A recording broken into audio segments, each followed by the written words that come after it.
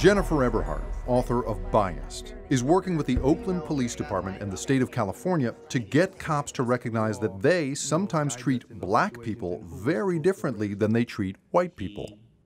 It's about your brain and the culture, that we're immersed in, that those don't get in the way of your decision making. They don't get in the way of the actions you're taking.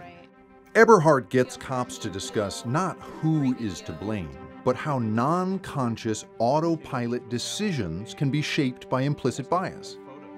There are no evil people required. There's no bad intention, even without awareness, even unintentionally, even when there's no evildoer, right?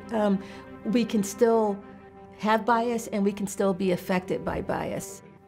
Then, each of the officers comes up with their own way of communicating to their fellow cops how implicit bias can distort their choices. A black person or a white person, and that person's either holding a gun or holding an innocuous object like a cell phone or a soda can or something like that. And if you look with black targets and white targets, it shows that there's a higher error rate for black targets.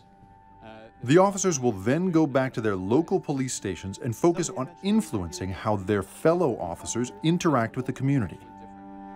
Once you do understand and know that it exists, you would be remiss not to employ the ideas, the tenets behind it in your everyday job. As you learn more about what implicit bias actually is, I think you understand that these are part of the frailties of humankind, and we all suffer from that. We all have it, so it's not something to avoid or be defensive about, but it's something to understand and work towards mitigating the negative effects of it.